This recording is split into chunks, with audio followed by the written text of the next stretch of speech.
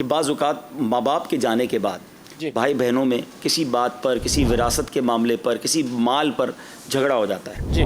اب ایک تو طریقہ یہ کہ نہیں جناب میں تو لے کے رہوں گا، ٹھیک ہے آپ لے لیں، بھائی تو گیا نا، بہن تو دور ہو گئی. کیونکہ اب جو وہ جھگڑا ہوتا ہے نا پیسوں کے اوپر، وہ بعض اوقات ایک دوسرے کے خون کے پیاسے اور بالکل ملنا ملانا بھی ختم ہو جاتا ہے.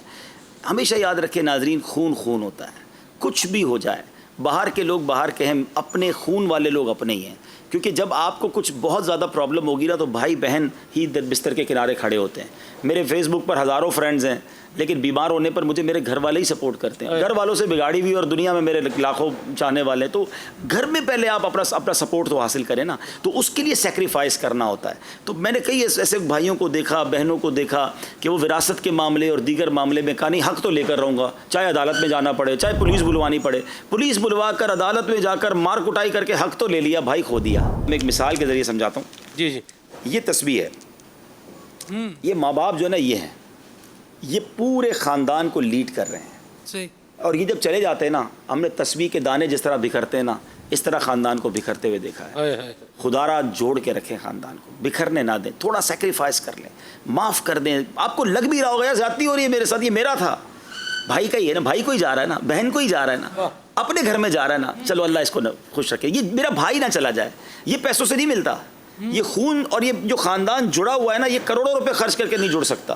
تو خدا را تھوڑا سا قربانی دے کر خاندان جوڑے رکھیں، پیار جوڑے رکھیں. بچپن کے دوست لڑ پڑتے ہیں یار، میرا حق ہے میں لے کر رہوں گا، یا تو وہ تھوڑا سا حق لے لوں یا یہ 20 سال کی دوستی ضائع کر دوں. آپ چاہتے ہیں آپ کے دنیا سے جانے کے بعد بچے جڑے رہیں، ابہام نہ چھوڑیں، کنفیوژن نہ چھوڑیں. آپ جو کرنا چاہتے ہیں سب کو بٹھائیں اور پہلے شرعی رولنگز معلوم کر لیں کہ میں کتنی وصیت کر سکتا ہوں، شریعت مجھے کتنی اجازت دیتی ہے. اور زندگی میں اگر کسی کمزور بیٹے کو یا کمزور بیچاری وہ بیٹی ہے یا غریب ہے، آپ اس کو سپورٹ کرنا چاہتے ہیں تو باقی بھائی بہنوں کو اعتماد میں لیں اور اس کو سپورٹ کر دیں جو شریعت اجازت دیتی ہے. اور اگر آپ کچھ وصیت کرنا چاہتے ہیں تو وہ لکھوائیں، سب کی سائن کروا لیں. آپ جب چیزیں کلیئر کر کے جائیں گے تو آپ کے بچے جڑے رہیں گے. ایسے ماں باپ نے بعض اوقات کام کیے کہ بعد میں ماں باپ کے کہے پر بچے لڑ پڑے اور وہ دوریاں ہو گئیں. تو یہ پیسہ بڑی خطرناک چیز ہے سلمان بھائی، یہ اپنوں کو بھی دشمن بنا دیتا ہے. مثال کے طور پہ ایک بیٹا، یعنی کئی بچے تھے، والدین نے اپنے بچوں کو شادیاں کروائیں اور گھر بنا دیے.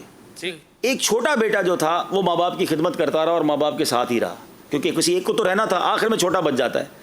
ٹھیک ہے جناب، اس کی بھی شادی ہو گئی لیکن وہ اپنی فیملی کے ساتھ ماں باپ کے ساتھ رہا. مثال کے طور پہ والدہ کا یا والد کا انتقال ہو گیا، پھر بھی وہ رہا. اب والدہ کا انتقال ہوا، اب سارے بھائی آ گئے کہ یہ گھر بھی بٹوارا ہوگا. شریعت کے مطابق تو ہوگا، لیکن اگر ماں باپ، اچھا وہ بچہ یہ سمجھتا رہا یہ گھر تو مجھے ہی ملے گا، ماں باپ نے، میں نے خدمت کی، ماں باپ نے کہہ بھی دیا ہوتا ہے، لیکن نہ کسی کو گواہ بنایا. اب جس نے ساری زندگی زیادہ خدمت کی وہ روڈ پہ آ گیا.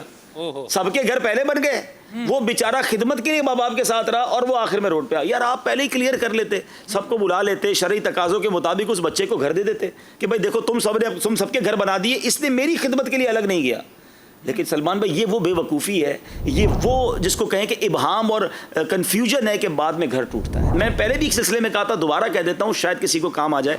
میری والدہ کو اللہ جنت نصیب کرے، ہمیشہ ایک بات کہتی تھی، بیٹا میرے مرنے کے بعد بھی جڑے رہنا، آپس میں ایک رہنا. ہمارے والدین نے سب چیزیں پیپر پہ لکھی، سب وصیت لکھی، سب بھائی بہنوں کی سائن کروا لی. سلمان بھائی الحمدللہ آج بھی ہر ہفتے جس طرح ہم والدین کے گھر جمع ہوتے تھے، ہم ہر ہفتے الحمدللہ آج بھی سارے بھائی بہن جمع ہوتے ہیں. اور ہم نے نیت کی ہے کہ انشاءاللہ مرتے دم تک ہم یہ جاری، اللہ یہ محبت سلامت رکھے، کیونکہ والدین نے ابہام نہیں چھوڑا تھا، ورنہ پھر وہی دوریاں ہو جاتی، کنفیوژن ہو جاتی.